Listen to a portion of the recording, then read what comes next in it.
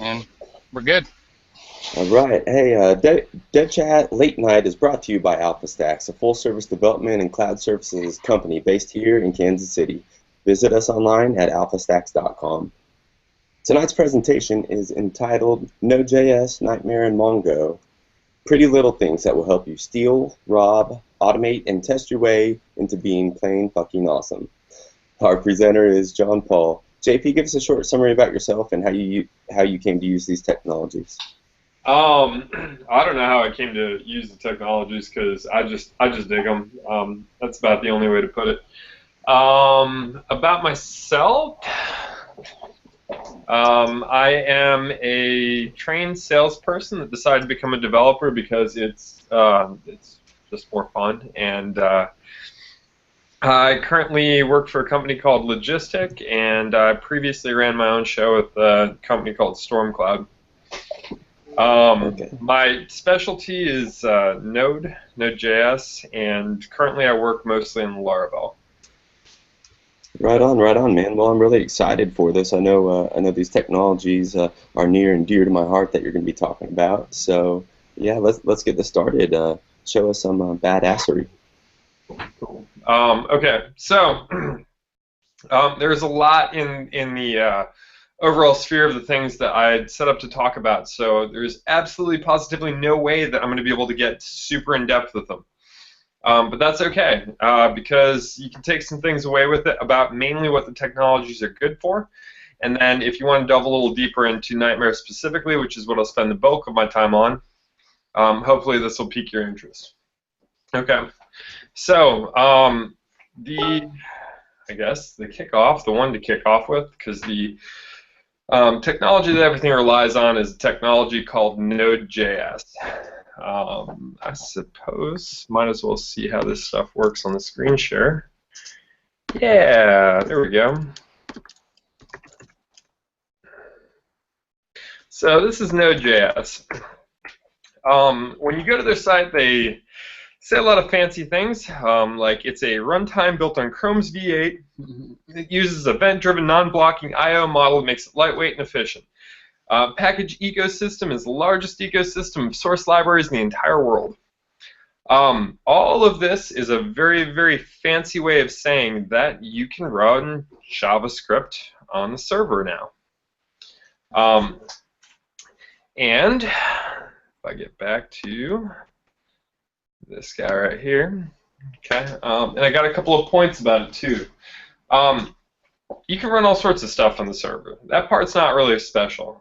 The thing that's really special about Node are these three guys up here. One is that it is asynchronous. Two is that it'll enable you to do full stack JavaScript. And then three is that it is the game plan with it is very, very modular as compared to other languages. So kick off what those mean exactly. So async could probably be an entire class at Stanford by itself. But basically what it means is that when you're doing programming, when you're building functions, every time that a function runs, it's not waiting on any of the other functions to do anything unless you force it to. So if you run function 1, it's going to go and do the things that it's going to do regardless of time, and function 2 may start in the middle of that, may wait till it ends, or may basically begin pretty darn close to when that other one starts. The reason why this is, I guess, more than anything, is that the entire web is asynchronous in nature, right down to the transfer protocol that we use. So it only makes sense that the browser's language would act in the same way, because if you need to make an async call and need to go grab some information from over here, you don't want the entire web page to stop or any of the things that the rest of the JavaScript is supposed to be doing. You want it to continue on and hopefully bring back that information once it has the information. Hey, John Paul. Yes, sir. A quick interjection, please. Sure. And do you mind? Or I can hear myself talk. Yep. All right, so talk about anything. It's really interesting, and that's something that makes JavaScript unique, right? Damn, I'm getting an echo, so I guess I'll hold my All you gotta question do right now. is mute the YouTube and stay in the Hangout.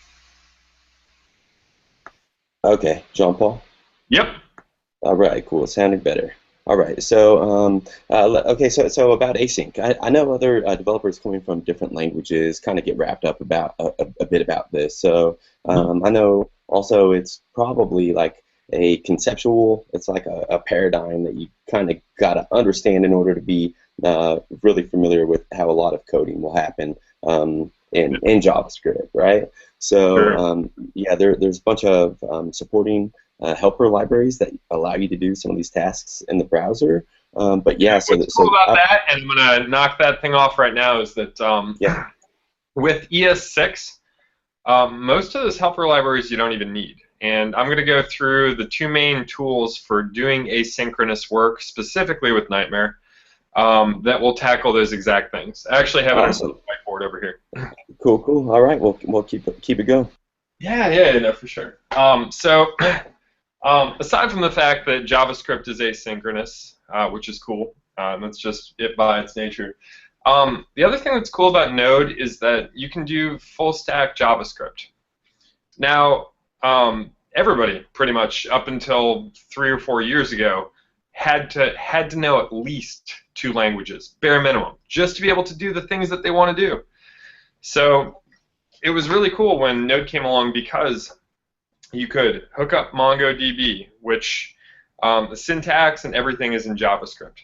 Then you could write your stuff on the server, and then you could also have your front-facing, your client views and whatnot. That could also be in JavaScript too. Which, if nothing else, it just speeds up your development process if you're only working in one language. So it's pretty cool. Maybe PHP will go to the front end or something too someday. But and the last thing that's really cool about Node is that there is a module for everything.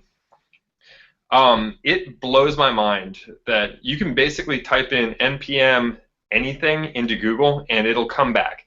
And their setup is really small modules, so you just kind of like layer the modules, and all of a sudden you can have like a complete program without even really having to do partially anything.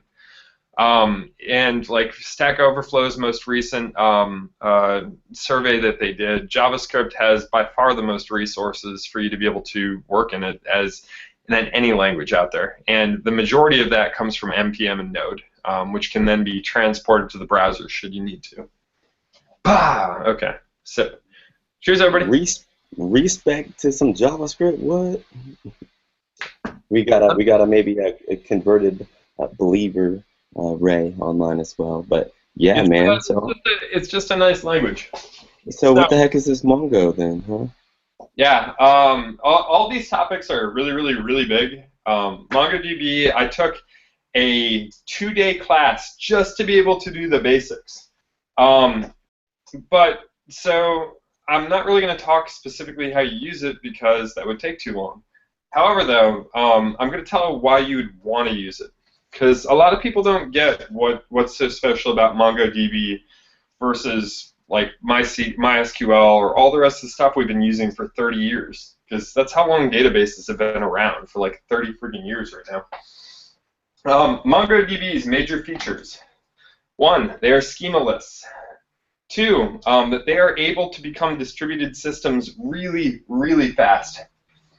And then last, of course, is that the familiarity with JavaScript full stack JavaScript is just spectacular. So the thing about schemaless, and this is where people are always kind of like most curious about MongoDB, because what it does is it transfers information in Bison.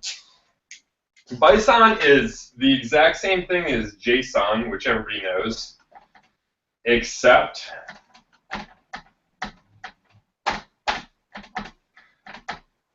it doesn't have all the rest of the things that come with JavaScript objects. It's literally just the information that you put into it, as opposed to a JavaScript object, which has properties that go to it too. So it's just stuff.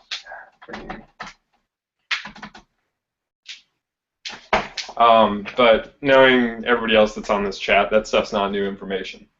The thing that is new information about why this is awesome and why transferring things in Bison is that it lets you readily move things around and change things very, very quickly. So if you could imagine right now a larger thing of where you're doing a lot of stuff, a larger project of where you probably have, let's just say 5 to 10 tables built for MySQL. And you guarantee you have at least 5 foreign keys at that point. And so there's kind of like a lot of stuff going on. And then somebody were to come to you and be like, hey, guess what? Everything just changed because our competition just changed, or we've got a new technology we didn't know about when we started this project, or anything like that. Switching that over, reorganizing the tables, flipping keys, getting new columns and stuff, that stuff could take a really, really long time. In MongoDB, you literally figure out what your driver was, if you were using Mongoose or if you're using their natural driver, make a little change there, and then a slight change in your programming, and you're good to go. It's just like amazingly flexible. And for things like Internet of Things type work, data mining operations like what Nightmare is pretty much made for, Mongo it's the bee's knees. You can change on a whim. You can work on an MVP like much quicker because you're not locked into things. You're not making tons of queries later to be able to figure out how this stuff goes together. And for that matter, if you want to change your schema later, it's just like, bam. I could go on forever about it. I got a question here for you, John. Please. What if I wanted to link 2 different sections of it together to get back a mini result that might have some things filtered out of it based off of what I would typically do with the normal database is a query. Mm-hmm. How would I handle, let's say, an associative table in Mongo? So Mongo, the most recent release on that, they actually will allow you to do associations, which is really cool. So you can have links between 2 different collections. But more typically is what you're doing with, let's see if I can write this up in a way that I can show it. Let me get another whiteboard.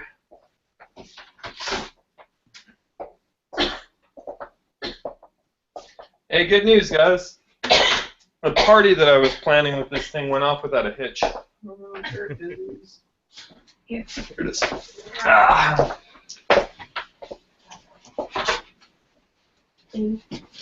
Yep.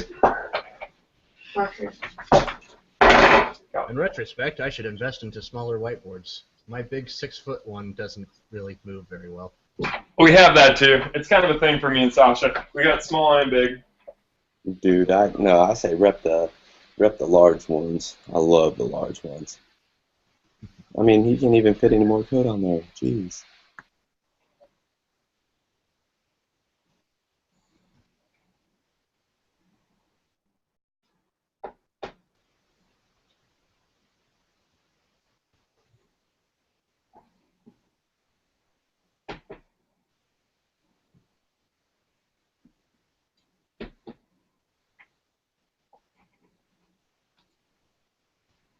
Okay, I'm going quick, so just give me 1 second.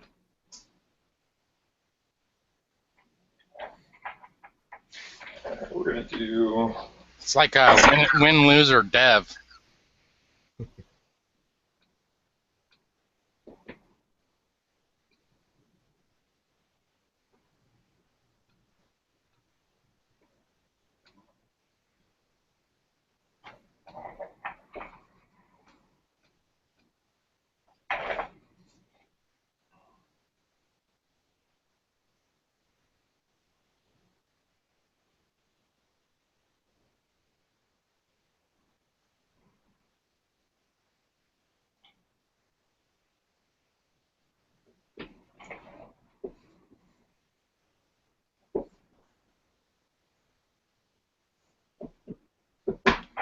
And I'm also not a Mongo expert, might I say, but I'm going to try and give y'all at least a helping hand here, okay?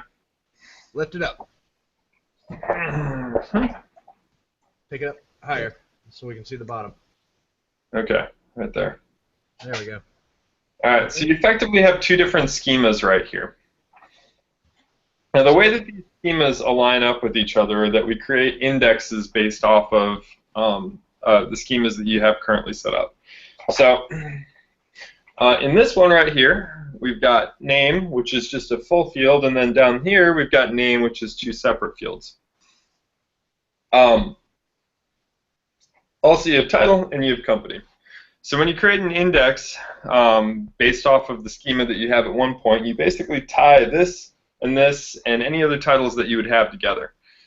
So when you're doing a query for title, it's going to index based off of those guys and pull back results on that stuff. Now this is where the change would happen, would be when you're switching from name. You would then create an index from this point on based on first names and last names, so that you can switch your schema just like that without having to do anything. And it reads just like a JSON object, so all you need to do is dig a little deeper. Is that answering the question? Not quite. So let's say I had, let's call those informational objects, A and A, and then I had another table that linked them together. Mm-hmm. How would I recreate that without duplicating the data in the database? Because right now what I see is I'd have to duplicate the data. So if I had a 10 terabyte database, I'd end up with a 50 terabyte database with Mongo. Not that I used Mongo for a 50 terabyte, but. Okay, so without duplicating the data, you could take your previous ones and split them, but split them and change the index, so you do an upsert, which could change this record here, but I think what you're thinking of more is to create separate index based just on this that you can query. Yep. Am I closer or farther? Nope, that's close. Okay, so you'd just be creating separate indexes for each, for which you could return results from. You could do that on the front side of it, or you could also conceivably rewrite the previous index based on the new rules. But a lot of times, more often than not, you're adding data, so you'd be creating indexes based off of that. Probably a terrible explanation too. It was great. Sorry, man. Yeah, Mongo's cool stuff. I am just scratching the surface of it. I spend most of my time in SQL still, but I do love it. So the one thing that I do know a little bit more about MongoDB is it's really, really good for distribution and doing distributed systems. It's built at least the new iterations of MongoDB are built so that you can split the thing off into what they call shards very, very quickly, so that it'll actually, while you're doing it, rewrite your database and start splitting it off while you're still working through it too. And it goes from 1 database to 3, and then you can go 4, 5, 6, and all those indexes and everything.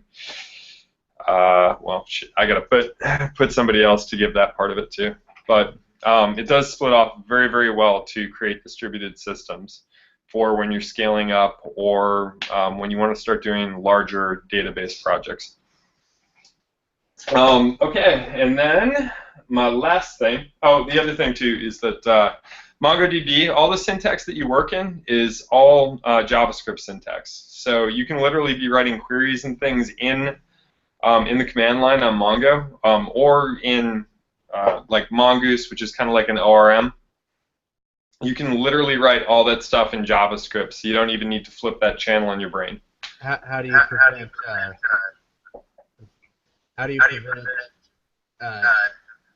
There's an echo. How do you prevent script rejection? John Paul, it's echo from your computer. Oh, sorry, guys.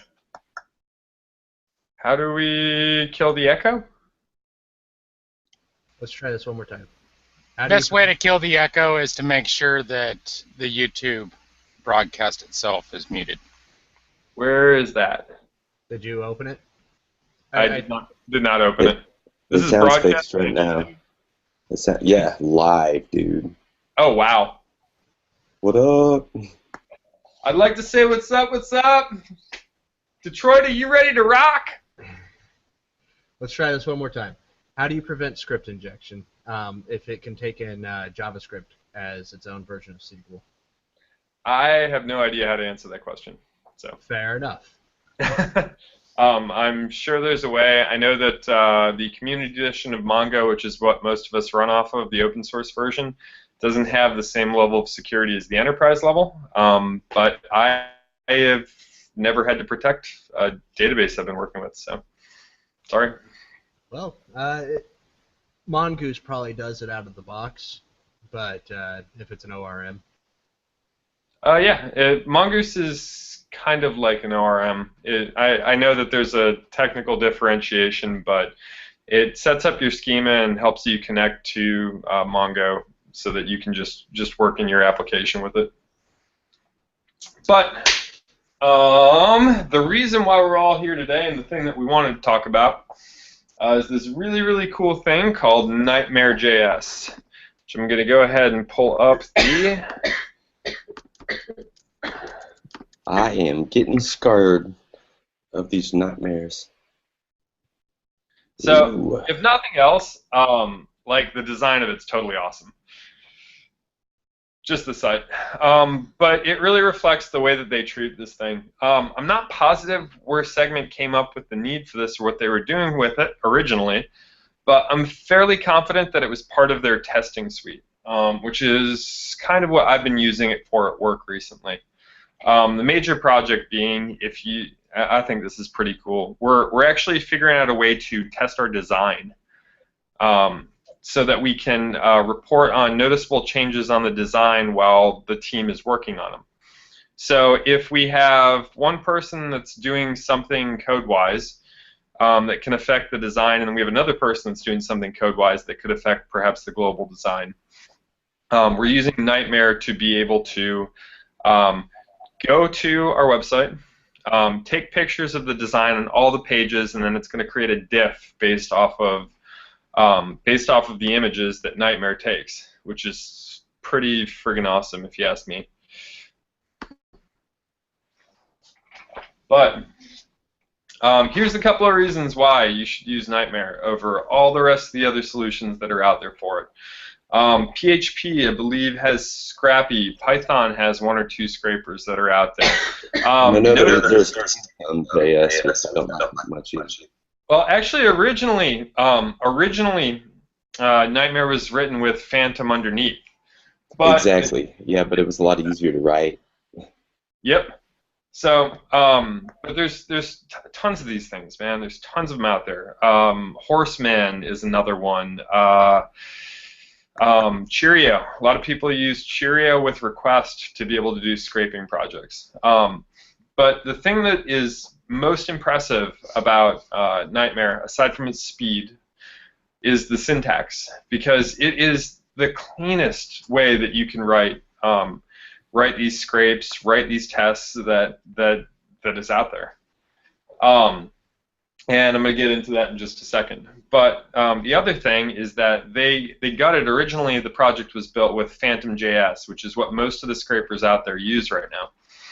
They gutted that and they threw it into Electron. The speed and performance gains that were based off of Electron were just like mind-blowing.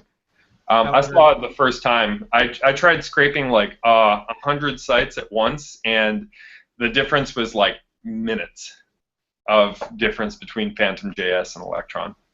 Right, question. Do you know the position and the momentum at the same time when you're using it? I mean, you're talking about speed here. Oh, no, cool. Absolutely not.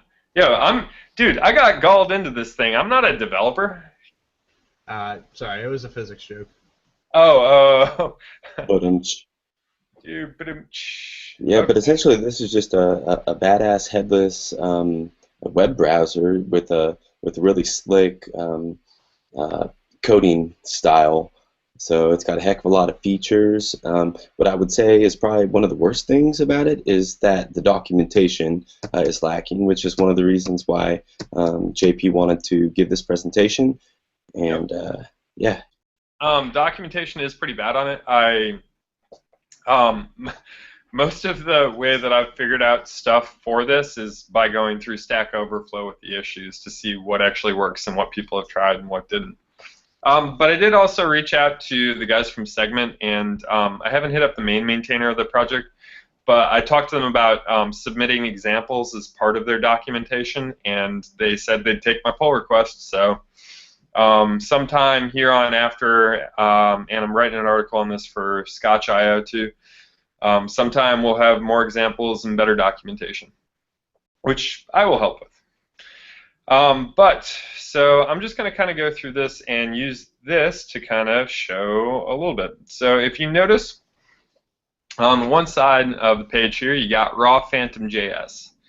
And then on the right-hand side, you got what Nightmare's version of that would be. So page open, page evaluate, do all the rest of this stuff. Lots and lots of nesting, and that's compared to, that's compared to 3 statements right over here. Go to this place, type into this search bar this phrase, and then click the button. Bam. Like, it really doesn't even get any easier than that. Well, let me skip. Before we get to that, I want to go over the 2 main things. Up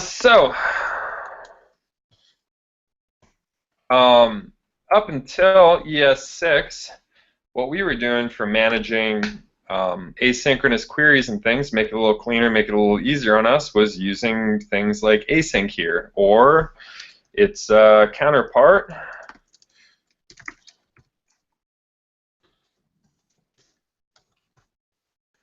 Bluebird, which are both pretty cool things, honestly. Oh, they have a website now. Sweet. There it is. There's Bluebird. Hooray. But the cool part is with ES6 is you really don't need it anymore. And I found that out by accident and by messing around on Stack Overflow for the most part. But I'm going to show you exactly why that is. Stop sharing. Here we go.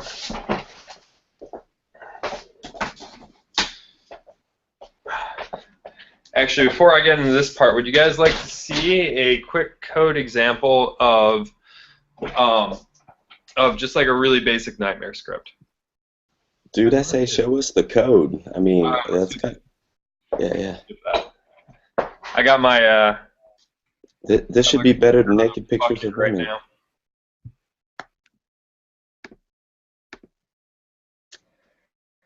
And please stop me with questions too, because I talk real fast and I didn't prepare enough for this. Okay, so what I got here is just a really, really basic example of Nightmare. Not all that dissimilar from the example that they have on the front. Okay, so the first thing that you need to do is that you need to call Nightmare. This is a common protocol with Node, which is really similar to what I've seen with. I'm pretty sure Python's like really big on just like import, just stick this thing right here at the top. So the next thing is that we're creating a Nightmare instance, which is called right here. This parameter, there's a couple of parameters that you can stick into the instance right here, and this one is going to show what the headless browser is actually doing by popping up a browser. It's not like a full browser like Google Chrome, it's like an Electron browser, so it just has like, you can pretty much just see it, even though it can do a whole bunch of other stuff too. So here's the Nightmare instance that it's calling. It's going to go to my website. It's going to wait. You can pass a parameter. I'm just going to say 2,000 milliseconds for fun. It's then going to take a screenshot of my page. Afterwards, the best way I find is to imagine that you're there on the page, and then you can bust out console. And that's what evaluate is that you can run your JavaScript while you're there on the page and do whatever you need to. So if you're getting information, this is where you would be doing it in the evaluate. Nightmare then has the ability to end the Nightmare instance, and then it's going to take the results from that instance and then log it. So Down here is just that really basic function. I just followed Steve's advice and try and separate the concerns where and when you can. Great. So, quick question real fast. Yep. If I wanted to, say, have it evaluate between a previous instance and a new instance, is there a quick, easy way to handle that? Nightmare or of web pages? Of web pages. So have it basically digest the entire page and find the diff of what's changed and then report on that. Or make sure that an entire page hasn't changed. Oh, so you're saying you're going to one page and you want to do some stuff and then you go to another page, right? Correct. No. So I do one run of Nightmare to look at a page, and then a week later I do the same thing, call it a smoke test, and have that come or evaluate between the two of those.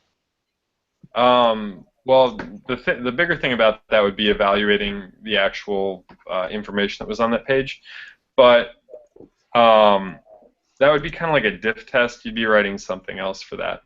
Yeah, so I'd like to address that real quick. I think that well, John Paul had already hit on the idea of a visual diff, right? So you got that as far as taking a screenshot, which is one of the one of the functions that Nightmare can invoke. So then all you got to do at that point, okay, so another way, I guess, in regards to your question, you were asking about diff. So you do have the entire document or the whole entire body, the HTML that's returned. So I mean, what you could do if you wanted to would be to like do a hash on it, and then if that hash is changed, then you would know that there's new content. So I'd see that would be a way of looking at a diff. I think that you could probably think of a couple other ways, but there are opportunities for you to be able to write those kind of things in the Nightmare script, which I think John will probably show here pretty soon. Makes sense. An example of kind of maybe that direction, what we're doing with the screenshots is we're creating file system calls and storing them in the file system on separate dates. So the files are all marked by date. So you could store the document, the whole document, in TXT or whatever you want, and then diff them that way if you wanted to. But that's just an example. But, okay, so once you, well, shoot, let me just run this, and you guys can see it that way. Okay, so couple of quick notes. Do not forget your Harmony flag. That says use ES6. That was one of the big first things that threw me off between old Nightmare and new Nightmare. Can everybody see this stuff? We good? Okay, cool. I see at least one thumbs up, so.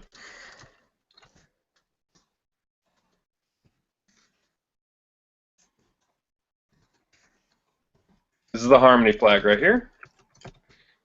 And you'll see the little mini Electron browser pop up in a second.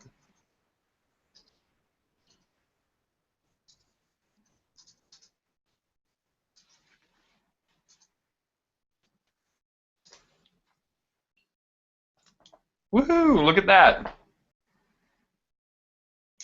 And if you notice over here, it logged the title.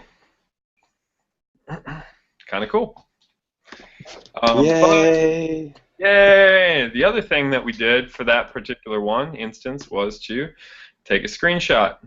You can also see there. You can set all the settings on the browser where you want to take the screenshot, how zoomed in, how zoomed out.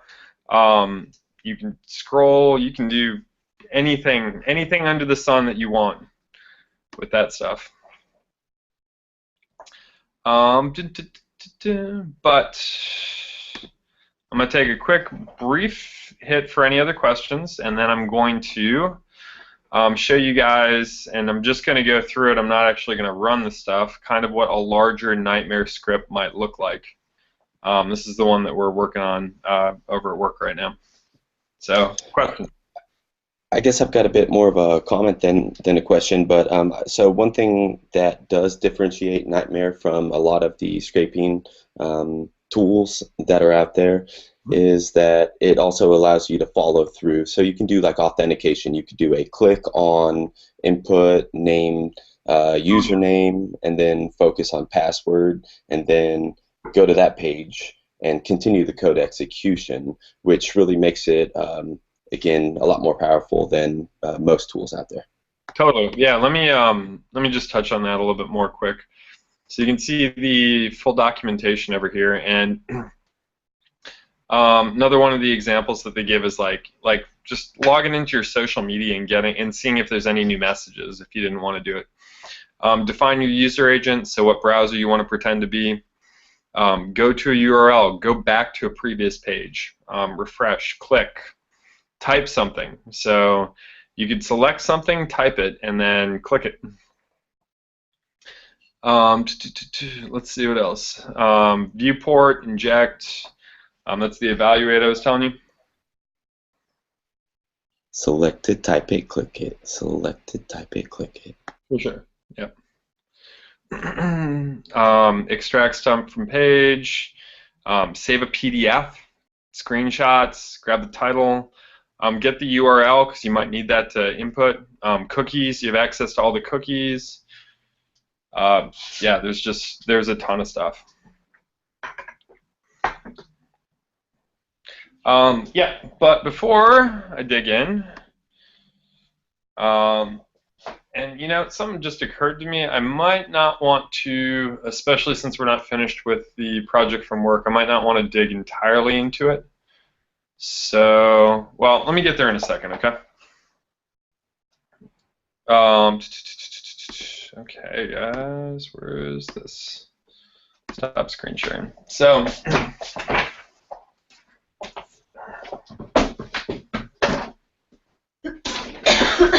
there we go.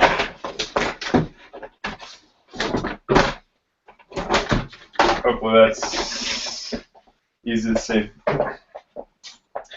This is pseudocode, so yeah, enough said. There are two major things that are going to enable you to actually do cool stuff with Nightmare. The first one are promises, and the second one are generators, iterator generators. So promises are exactly what they sound like. You're making a promise to get something back, and you don't do anything until that thing happens. So these are slightly different than generators, and I'll explain that in a second because you need to know what both of them are before you understand. But the basic thing goes like this. You say, hey, I want a new promise. So I'm going to do this stuff, typically very asynchronous stuff, and then I'm going to do this other thing, as opposed to having a callback. It makes your syntax a bunch cleaner, and it also tells that part of the script to wait. So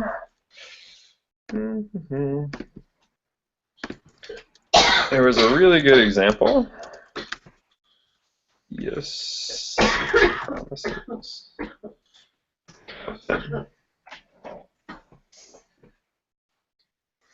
Bam. The really, really good one was down here, I believe.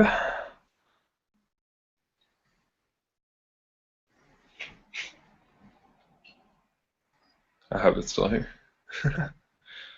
Oh man. Okay. So I wanted a cleaner one. Here we go. So the basic concept right here is that you're going to generate your new promise. From that will come one of two things, either a failure or it will actually do its thing. And following that, so long as this portion of the script actually does its thing, you can then call a then function, which means we're not doing any of this stuff until we have that asynchronous call or the information that you said to be able to do this next part of it, which can be different than a callback, and it certainly makes the syntax a heck of a whole lot cleaner. And the other thing, so do something, you have to tell it it's a promise, and then as soon as you do that thing, then do this other thing. Straightforward. Now the next one, which is was very, very difficult for me to understand, but now that I see it, it like makes complete sense.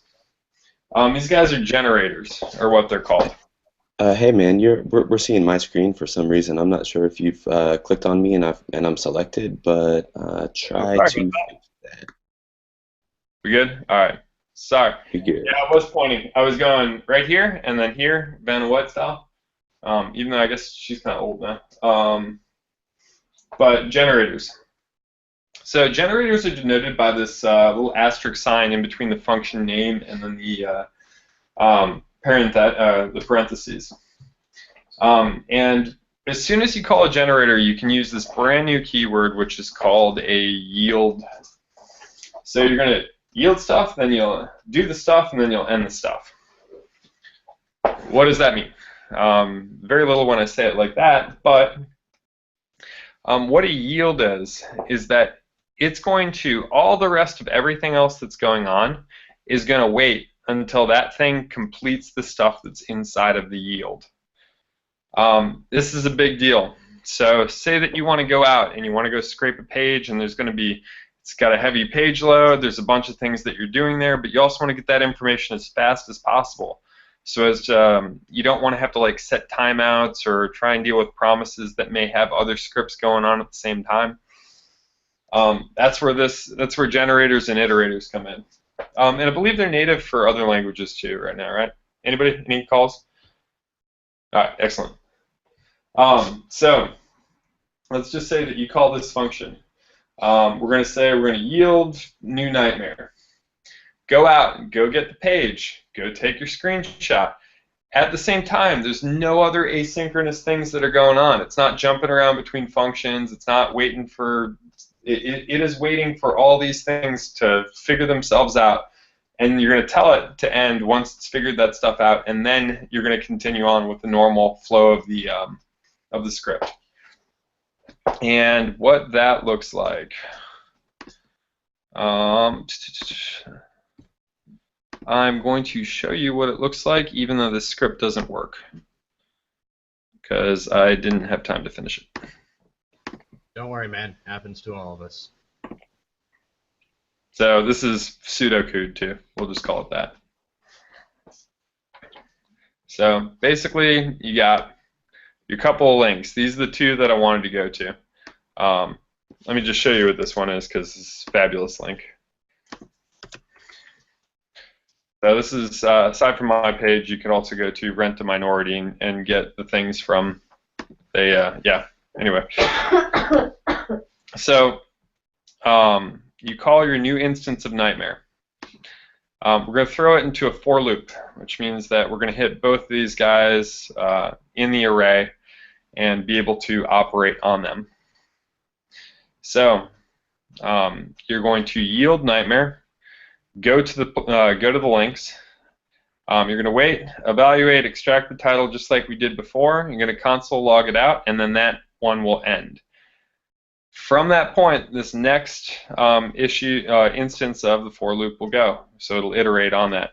And it'll click over here, grab the next link from it, and run back through the script, waiting for everything else to go before it says it's done. For page scraping, for doing larger data gathers, this is exactly what you want. And it takes a second to wrap your head around that, because there's nothing else like that going on in JavaScript. It's kind of like synchronous, asynchronous behavior. Okay. So let me see if I have any way to pause my screen and let everybody else talk amongst themselves for a second. Hello? Hey. Nope. Cool. I'm going to pause for a second. You just turn off your video if you want. Okay, cool. Well, Ray, I know you're bursting at the seams in order to ask a couple questions. I think I see a gleam in your eye about something that you might be thinking about using this for. There's always a gleam in my eye. As soon as I see a really cool technology, I'm always on top of it. Amen, amen. Right here, And how John was saying, he's actually using it right now, is using it as a testing interface. So to the question I had asked earlier about having maybe some type of automated persistence between sessions or something like that, would be really easy to build a utility to do that for you. Grab, as you pointed out, the document, but I'd actually store the entire document between sessions, especially with something cool like Mongo. And then the next session I come in, compare the documents with some type of def library to find out what exactly has changed and shoot out a report based off of the change. And then I could do that for a general smoke test, and that would at least reduce what I would need to look at in the smoke test. I could even give it hints as to what would have changed between the scripts with a simple configuration script, and that would also make it really easy to maintain between all the developers going forward on that project. Or any project, honestly, because that would be something you'd build as a structured library. Definitely, man. And I wonder. I mean, that seems right for a GitHub project, or maybe for a personal tool. I know I've been looking at it a little bit in order to do some competitive analysis, and then also, yeah, I guess to review some of my sites. Something that's good for screenshots is that you can set the resolution that you want the screenshot to be, and so you can do multiple different screenshots in order to test responsiveness and stuff like that. So I think that there's some room for a suite of tools or an implementation of this that would go check a set of URLs, kind of similar to what JP was demonstrating as far as scraping those, and then I mean perhaps just keep going farther and running it on multiple different browsers. That would be pretty cool. The conversation into Promise is also kind of, if you looked into Slack, I posted a Java version of Promise. Something I actually been thinking about a lot lately, because we're working on a project that could potentially use WebSockets. WebSockets break the traditional request-response threading model in Java, and using promises would allow us to easily update those response and those delegate lists for us to associate with. I don't have further ado on that. Yeah, cool. Cool. So I busted out a little bit more of an advanced script so you guys can kind of see it in action. This one uses the yield operator, and it does function too, that's a pretty big bonus, huh? So I'm just going to go through the script so you can see it quick.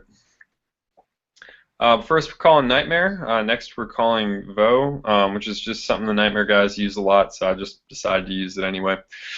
Got a Mongoose connection right here. That one's not set up to insert to the DB because I don't have the part of it that's set up right here. But the rest of the function will go without it anyway. This is a starting link that we're going to kick off from. So Vo is going to call this generator function, and I'm going to leave the browser up. Are you meaning to screen share? Yep, I did it again, didn't I? It's all right. Oops. He did it again. Okay. All right, so here's our starting link. That's going to be the link that we're going to use for this particular script. Here's the instance of Nightmare. I'm going to be leaving Electron up so you guys can see when that goes.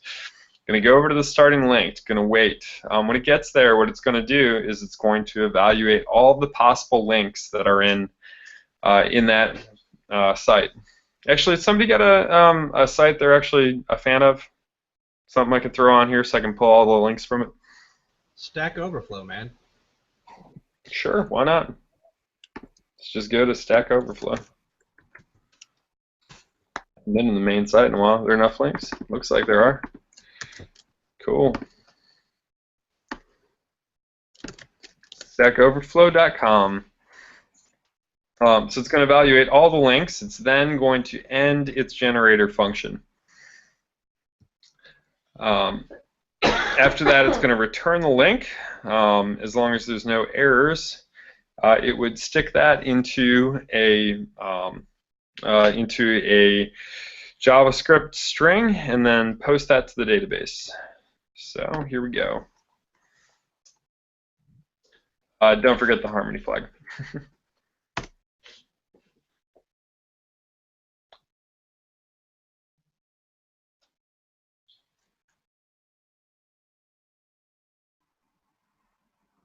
Whoa. Dude, they don't mess around on the links, do they? You wanted a lot of links. There you go. But if you notice how fast that was, too, like, I mean, if you were using Cheerio and had to, like, iterate over all the links or something, like, it could take a while. But that thing popped off, even with the weight that we put on there, it popped off in half a heartbeat. You know, this makes me think of this JavaScript library I saw for doing regexes. Yes, JavaScript out of the box supports regexes, but I hate reading regexes. So if I was to parse this, I'd probably use that library, the human readable regex, and constructor to pull out exactly what I needed. Very cool. Yeah, so I guess there's a ton of different applications that you can do with this one. The good side of this would be like data mining from data sources that you have access to that are allowed to be accessed. You could also do testing. I do a lot of keyword testing or keyword extraction. I also do natural language processing with gramophone and natural, respectively, for each one of those. Just to be able to figure out kind of what's going on sometimes with your script or with your pages. Then there's the dark side too. You could use this thing to, violate terms and conditions, like logging into places that should not be logged into, like Facebook, and grabbing a whole bunch of stuff from the inside of Facebook without their permission. So it's a very, very powerful tool. Kind of like that Ring of Power from Lord of the Rings, except it's Nightmare and it's JavaScript. I've got a quick question here. As far as the, if you're doing the data mining and the deep linking, and maybe I missed this, I apologize if I did. How do you set in the properties how deep you want to go? If you're hitting a site that is super heavily linked, and you don't want to end up with a timeout or something like that, how can you tell it only go 5 levels or something like that? Well, as far as the levels, you would kind of have to manually set that by telling it only to go to this host name. So that's one way. Yeah, I think really the answer is you're going to have to handle it programmatically. So I mean, wherever your filter is, JP, you had talked a little bit about doing that by URL.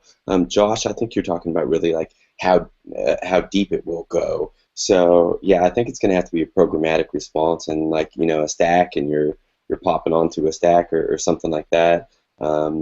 But I mean, you do have access to be able to execute any other job. And think of it like a menu with submenu items. And how many within that do you want to go, type of thing? And if you need to do that programmatically, maybe that's a little bit more of a granular approach to it. So that's fine. I mean, the most recent script that I wrote for handling that stuff, the testing thing I was telling you about. What it does is every time you grab a whole set of links and throw it back to the database, the next time that you go and you tackle each one of those, it'll set a property on that database entry that says that you've visited this thing. Now, you also have control over when you're querying the database of how many of those that you want to query. So you could conceivably set it as though, like we did, of where like after you've exhausted this whole web page, like don't go any further, and also don't go to any outside links. Like a non-recursive or whatnot. Yeah, sure. But it's just an example. So I'd probably give Steve an opportunity to talk a little more about this stuff too, because he knows it pretty well as well. Any things that I probably missed, because there's probably a heck of a whole lot. We can continue on, but we are at the hour. I don't see any reason why we can't continue if you had some more stuff. that you wanted to cover? No, I mean, the kicker is I think like ES6 and Node are still kind of very new on people's radar. Like I think it's probably split with the people that are actually using JavaScript on a daily basis right now, of the people that I know that are using ES6 and compiling down to it, and the people that are still writing in ES5. And I think that some of these really, really cool tools for ES6, like as soon as you get them into your workflow, just like start blowing your mind. They've done it for me, so.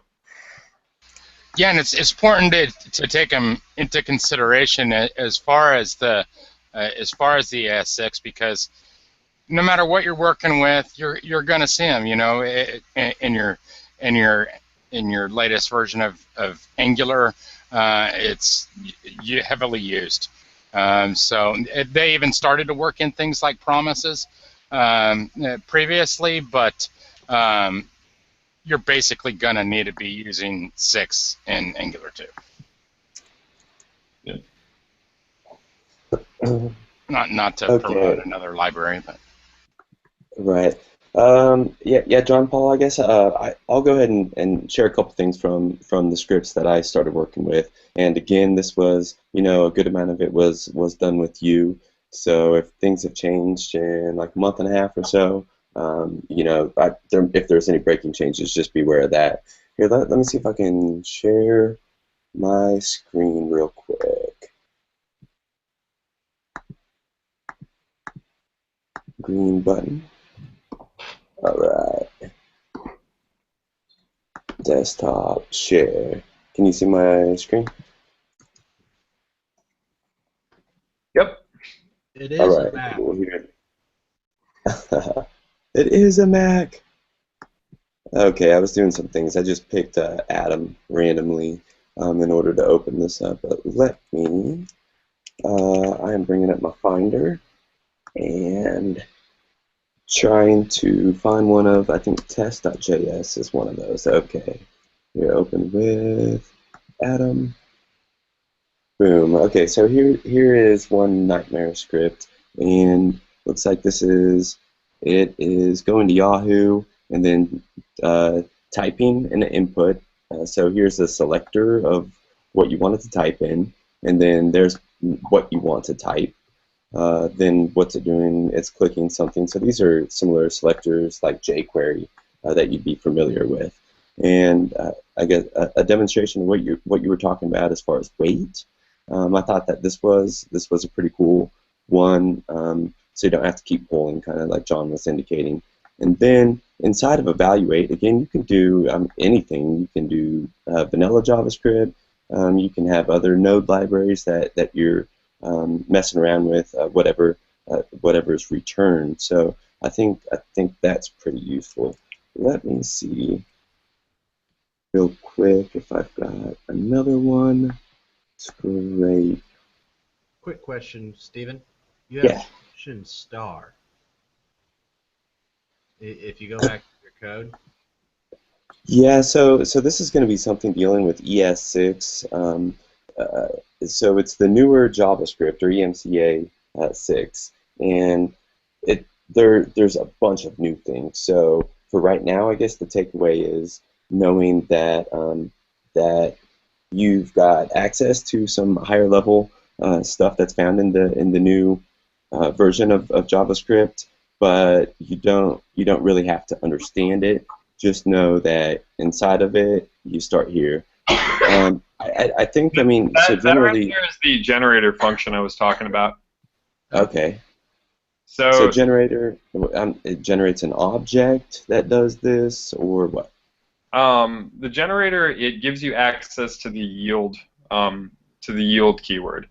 So that star isn't required to be anywhere in between the two of those, in between the function or the parentheses.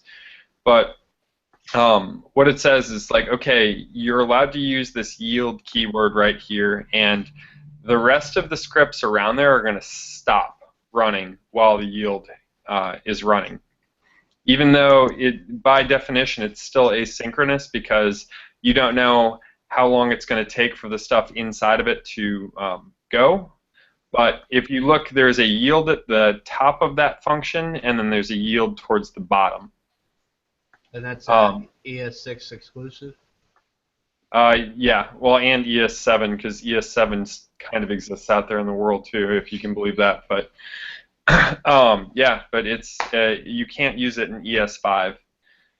You can use promises for ES in, even though it's ES6, some of the browsers do support promises.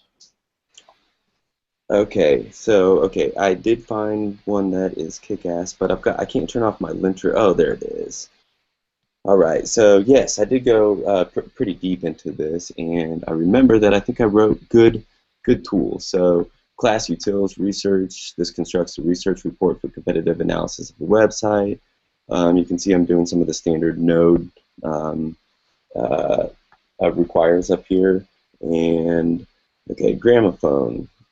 So some of these things aren't. This isn't fully implemented, so it's still a work in progress. But I also allowed it to be invoked with arguments from the command line. So this slice2 is it'll just process if you'll do some things from the command line. So I could, for example, put the URL that I wanted to, and I could launch it and specify that at runtime. That was a pretty good feature. Okay, let's look. Looks like I'm setting things in order to do the number of total links that I wanted to get, number of keywords. So setting other variables that, Josh, I think this kind of did touch back to what you were talking about. And look, number of links per site.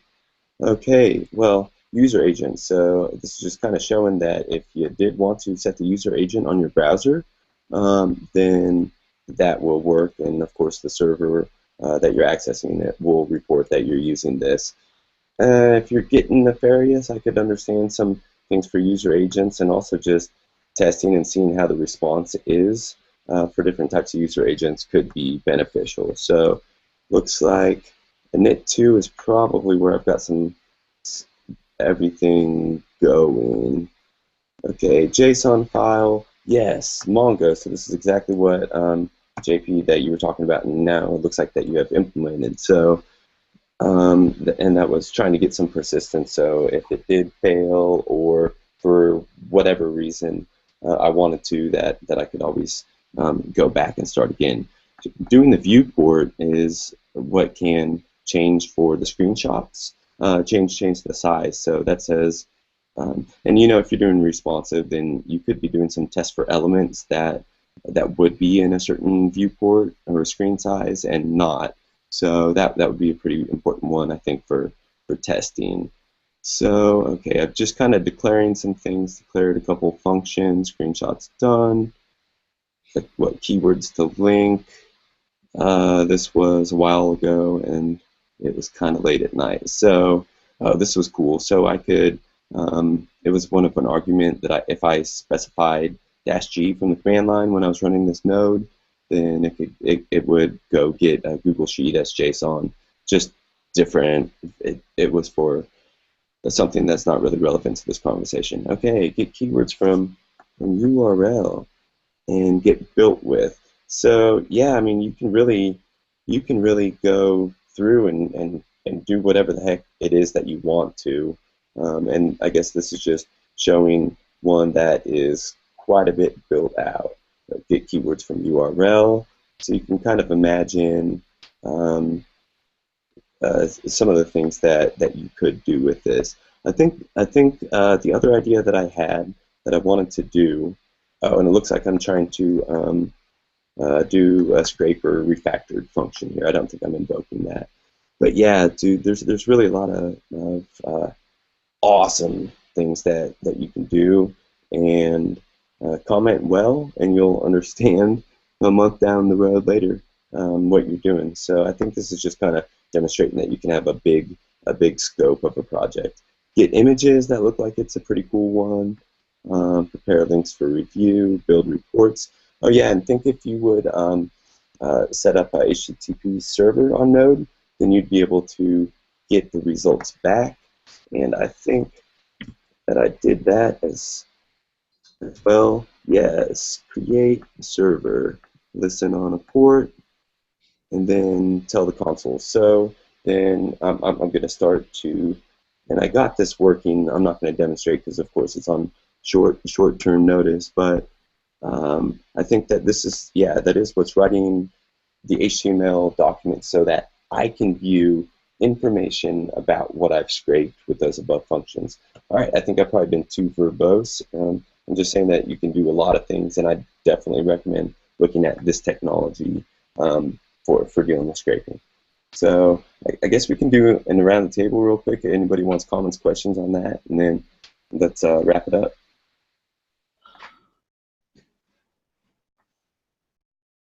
I already talked too much, so I'm good here. Okay, cool. Well, I think this. I think that we definitely could have some follow-ups for this. So I don't know. Write in the comments below if you are interested. And let me see here real quick. I'm trying to unshare my screen. Looks like I did it. So I guess this kind of bring it up to a wrap. So hey JP, I'd really like to thank you for taking your time in order to get all that prepared. Like we've already talked, it's an awesome tool, and I definitely see myself using it in the future. So just want to remind everybody that DevChat Late Night is brought to you by AlphaStax, a full-service development and cloud services company based here in Kansas City. Visit us online at alphastax.com, and be sure to tune in next week when I'm going to be going over Objective-C, setting up projects, doing MVC with it, and some tools to help you out with the process. So and until next week, be easy, and look forward to talking to you guys soon. Thanks, guys.